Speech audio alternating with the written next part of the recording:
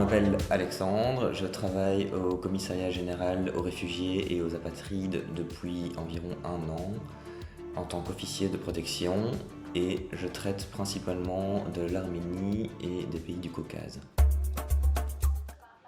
Moi je travaille donc en tant qu'officier de protection au commissariat général aux réfugiés et aux apatrides et dans ce cadre-là je rencontre des personnes qui ont introduit une demande de protection internationale en Belgique. Elles commencent donc par s'inscrire à l'Office des étrangers, à s'enregistrer en tant que demandeur de protection internationale, donc une demande d'asile. À l'Office des étrangers, ces personnes ont un entretien rapide où elles expliquent succinctement les problèmes qui les ont poussées à quitter leur pays et à faire une demande de protection internationale. Cet entretien rapide est utilisé comme base pour mener l'entretien au CGRA, donc ça c'est mon travail en tant qu'officier de protection. Cet entretien au CGRA dure plusieurs heures. Et là, l'idée c'est d'examiner en détail les problèmes invoqués par le demandeur et de construire donc le dossier de la personne. Et c'est sur base de cet entretien au CGRA que sera prise une décision de reconnaissance ou de refus de réfugiés ou de protection subsidiaire. La personne se rend au CGRA, donc qui est un bâtiment où il y a, je dirais, une centaine de pièces d'audition ou d'entretien. C'est là que se déroule l'entretien, le plus souvent en présence d'un interprète ou d'une interprète. Parfois, les auditions se font en français, parfois en anglais, mais la plupart du temps, c'est avec un interprète et un avocat. L'entretien se déroule généralement en 3 parties. Une première partie consiste à poser quelques questions sur les origines de la personne, vérifier son nom, ses liens familiaux, savoir un peu comment elle a effectué son trajet, quel travail elle avait auparavant, histoire de prendre connaissance en fait avec la personne, de mettre en situation. Ensuite, il y a une partie qui s'appelle le récit libre, dans lequel la personne parle donc librement de ses problèmes et de la raison de sa demande d'asile, d'introduction de sa demande d'asile. Cette partie-là peut prendre parfois 10-15 minutes, parfois elle peut prendre plusieurs heures, ça dépend de ce que la personne a à dire, du caractère de la personne, si c'est quelqu'un de loquace ou si c'est justement quelqu'un de renfermé qui va aller à l'essentiel sans rentrer trop dans les détails. Et ensuite, après ce récit libre, il y a ce qu'on appelle une phase d'approfondissement où on revient plus en détail sur certains aspects des déclarations de la personne pour essayer d'éclaircir encore quelques zones d'ombre éventuellement dans le récit de la personne. Alors le CGRA dispose d'interprètes, donc d'un réseau d'interprètes, donc c'est le CGRA qui fournit les interprètes pour les entretiens et les avocats ils sont choisis par les demandeurs d'asile qui peuvent choisir de prendre un avocat ou de ne pas en prendre. Ça c'est libre choix à eux de venir avec un avocat ou pas. Au niveau de la communication, les interprètes travaillent très bien, c'est des interprètes de très grande qualité, donc la communication se fait bien. Il peut y avoir parfois des couacs ou des malentendus sur des façons de décrire une situation, parce que culturellement, on peut décrire une situation de telle ou telle manière, décrire des liens familiaux. Par exemple, la notion de frère, de cousin n'est pas la même partout dans le monde. C'est pas une question de langue en tant que telle, parce que les interprètes font ça très bien, c'est une question de mise au clair, de savoir de quoi on parle exactement. La phase de récit libre donc, est très variable d'une personne à l'autre, évidemment parce que les récits sont très variables aussi. Donc ça peut arriver pendant cette phase-là que des personnes se mettent à pleurer, arrêtent de parler. C'est des moments où il peut y avoir beaucoup d'émotions, puisque c'est là que les gens racontent parfois des choses qu'elles ne racontent à personne d'autre, qu'elles n'ont parfois jamais racontées. Parfois des atrocités qu'elles ont vécues, qu'elles préfèrent oublier, mais dans le cadre de la procédure, il faut qu'elles en parlent à nouveau, donc c'est parfois douloureux pour ces personnes de ressasser leur passé en fait. Parfois les gens sont soulagés, ils commencent difficilement à s'exprimer et après quelques minutes, ils commencent à parler de façon très claire de leurs problèmes et ça peut parfois durer du coup 40 minutes ou 1 heure, parce qu'une fois que les gens sont lancés, ils préfèrent vider leur sac d'un coup. Il y a deux catégories. Il y a des demandeurs d'asile qui résident à des adresses privées, donc parce qu'ils ont de la famille, des amis, des gens qui les hébergent ici, ou leur maison à eux, en fait, simplement. Et il y a des demandeurs, une vaste majorité, qui résident dans des centres qui sont gérés par Fait d'Asile ou la Croix-Rouge. Et dans ces centres-là, il y a un suivi psychologique et médical qui est mis à disposition des demandeurs qui le souhaitent. Euh, En tant qu'officier de protection, notre travail consiste à analyser les craintes en fait, du demandeur et sa demande d'asile en tant que telle. Donc, au niveau de la logistique, si je peux dire, des demandeurs d'asile, mes connaissances sont assez limitées, mais je sais que pas mal de demandeurs ont un suivi psychologique, ils apportent les documents qui en attestent, et c'est possible pour eux. Certains refusent parce que pour des raisons diverses, culturelles, personnelles, ils refusent d'aller voir un psychologue, mais il y en a beaucoup qui le font.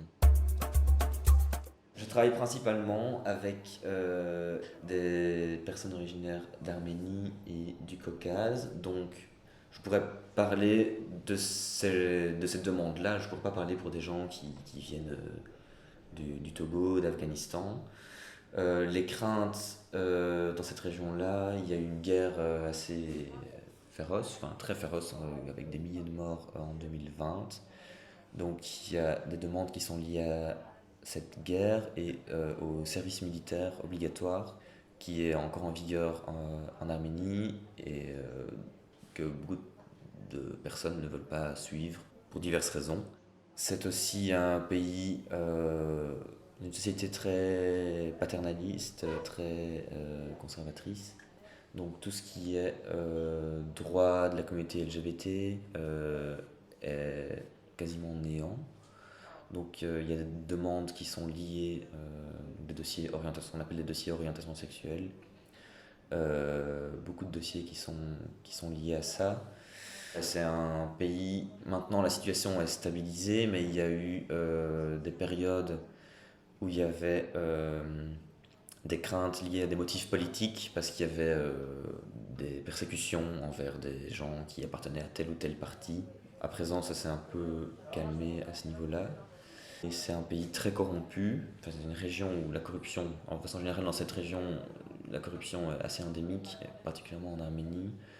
Donc il peut aussi y avoir des demandes pour des problèmes en fait, de droit commun, pour lesquels une protection n'est pas disponible dans leur pays en raison de la corruption, et donc des personnes qui n'auraient pas un jugement ou un procès en fait, équitable, et qui fuient parce que elles ne sont pas persécutées par leurs autorités, mais elles n'ont pas de protection de leurs autorités. Depuis quelques mois, donc, on est au niveau des demandes qui arrivent au CGRA par mois, on tourne autour de 3500-4000, donc c'est un chiffre extrêmement élevé. Il y a environ 2000-2500 décisions qui sortent par mois du CGRA. Donc par décision, c'est décision de refus ou décision de reconnaissance du statut de réfugié ou de protection subsidiaire. Dans ces milliers de demandes qui arrivent chaque mois, le top 3, si on peut dire ça comme ça, c'est l'Afghanistan actuellement. Donc c'est l'Afghanistan, le Burundi, la Syrie, juste après la Palestine. Il faut savoir que toutes les demandes ukrainiennes ne sont pas traitées puisque les demandeurs d'asile ukrainiens ont reçu, enfin en fait les ressortissants ukrainiens ont reçu une protection temporaire qui est équivalent pour une durée de 1 an du statut de réfugié, à peu de choses près, on peut dire ça comme ça. Donc ces demandes-là sont gelées, sinon ce serait un afflux évidemment colossal en plus pour le CGRA. Voilà, donc quand une personne a été entendue au CGRA, elle reçoit une décision quelques semaines, parfois quelques mois après l'audition. En cas de décision positive, la personne est mise au courant par un courrier dans lequel c'est un courrier très simple en fait, une lettre qui explique que la personne est reconnue réfugiée en Belgique. L'argumentation de la décision, l'analyse n'est pas divulguée à la personne qui est reconnue réfugiée, ça reste un document interne. Contrairement à la décision négative, quand la personne reçoit une décision négative à sa demande de protection, elle reçoit l'argumentation à la base de son refus. Donc ça c'est la différence majeure au niveau de la forme entre les deux types de décisions. En cas de décision de refus, la personne, le demandeur peut introduire un recours devant une instance qui s'appelle le Conseil du contentieux des étrangers. Donc c'est une instance belge qui traite uniquement, quasi uniquement des recours justement que les personnes introduisent contre la décision du CGRA. Là, les juges réexaminent le dossier et prennent trois types de décisions. Soit ils confirment la décision du CGRA, la décision de refus donc, du CGRA, ce qui arrive dans 90%, 90-95% des cas. Soit après analyse du dossier, ils accordent le statut de réfugié au demandeur. Soit ils ordonnent au CGRA de réentendre la personne et de réexaminer son dossier. Il y a encore une dernière étape. En cas de refus confirmé par le Conseil du contentieux des étrangers, le demandeur peut introduire un recours devant le Conseil d'État, mais cette fois-ci, l'analyse se porte uniquement sur la forme de la procédure. Donc les juges du Conseil d'État n'analysent plus le fond du dossier, uniquement la forme, ils observent s'il n'y a pas eu un vice de procédure. Une chose surprenante, je pense, quand on commence à travailler au CGRA et dans le secteur de l'asile, je pense qu'il y a un secteur qu'on ne connaît pas du tout quand on ne travaille pas dedans, quand on n'est pas un acteur en fait de ce secteur. C'est la variété des profils en fait auxquels on a affaire. Souvent, les gens qui introduisent une demande de protection internationale, ils sont déjà en Belgique depuis quelques années, souvent. Donc ils sont déjà intégrés dans le tissu. Moi j'ai par exemple rencontré une jeune fille qui avait 24-25 ans. Elle venait pour un dossier, c'était un dossier orientation sexuelle, oui. Et elle venait d'Arménie, elle était arrivée à 13 ans avec sa mère en Belgique et elles se sont installées en région liégeoise. Elle a poursuivi sa scolarité là-bas. Et donc, en fait, à l'entretien, on était juste à deux, l'entretien était en français, il n'y avait pas d'avocat. Quand elle a commencé à me parler, elle me parlait avec un accent liégeois à couper au couteau, et donc c'était finalement assez surprenant. D'habitude, on travaille avec des interprètes, on entend des langues qu'on n'a pas l'habitude d'entendre. Et là, elle me livrait son récit avec son accent liégeois. Et les premiers instants de cet entretien, c'était un peu déstabilisant. C'était pas habituel d'avoir ce genre de situation. Ouais. Donc c'est là que je me suis rendu compte qu'en fait, il y avait des gens, sûrement qu'on croise tous les jours, qui sont en fait demandeurs d'asile ou sans papier. Et on peut pas s'en rendre compte en fait parfois parce qu'ils sont tout à fait intégrés dans le tissu social ici en Belgique. J'ai pas de chiffres et je pense que personne n'a de chiffres officiels puisque c'est impossible d'en avoir, mais beaucoup de personnes qui reçoivent une décision de refus restent par la suite soit en Belgique ou soit ailleurs dans l'UE et ils vont faire une demande de protection ailleurs dans l'UE. C'est quelque chose qui arrive. Maintenant, je pourrais pas donner de chiffres précis, mais c'est clair que peut-être pas tous les jours, mais fréquemment, quand on va au restaurant, quand on rencontre, je sais pas, des gens, c'est des gens sans papier, parfois qui travaillent depuis un certain temps. Et malheureusement, ces gens sont en situation irrégulière, mais sont intégrés, sont un peu dans une zone grise, parce qu'elles sont intégrées dans le tissu social, économique du pays, sans être reconnues, sans avoir droit à tous les droits sociaux liés au travail, à la protection sociale. Il faut savoir que la procédure d'asile, donc la procédure de demande de protection internationale, couvre uniquement les aspects repris dans la Convention de Genève et dans la loi qui encadre la protection subsidiaire, donc qui est un statut quasi équivalent au statut de réfugié. C'est des craintes liées soit à la race, qui est le mot qui est utilisé dans le texte de loi, l'ethnie, la religion, l'appartenance à un groupe social ou les opinions politiques. Donc ce sont les cinq motifs ouverts par la Convention de Genève. Et la loi qui encadre la protection subsidiaire rajoute à cela le risque de persécution en cas de violence aveugle, donc une guerre où tout le monde serait, une guerre civile ou par exemple un conflit où personne ne serait à l'abri. Un des problèmes actuels donc de l'asile en Belgique et en Europe de façon générale, donc c'est la longueur de la procédure, l'attente que les demandeurs subissent, parfois pendant plusieurs années. Au niveau, nous, du CGRA, une fois que l'entretien est terminé, il s'écoule un maximum de 3 mois pour que la décision de refus de reconnaissance soit délivrée. Dans ce délai, il y a le temps d'analyser le dossier donc, pour dresser la décision en tant que telle. Il y a tous des délais qui sont parfois rajoutés au niveau administratif, donc des traductions, des demandes de renseignements, sur des recherches qui sont effectuées sur le pays d'origine de la personne. Il peut y avoir des documents qui sont envoyés par la suite par le demandeur et son avocat, qui doivent également être pris en compte dans l'analyse du dossier. Donc, c'est tous des éléments qui peuvent rajouter du temps à la procédure. Et il faut aussi que la personne, donc il y a des notes d'entretien qui sont fournies au demandeur après l'entretien, et il y a un délai qui est laissé au demandeur d'une douzaine de jours pour lui permettre de prendre connaissance de ces notes, de les relire et de faire part de commentaires éventuels au CGRA par rapport au contenu de ces notes.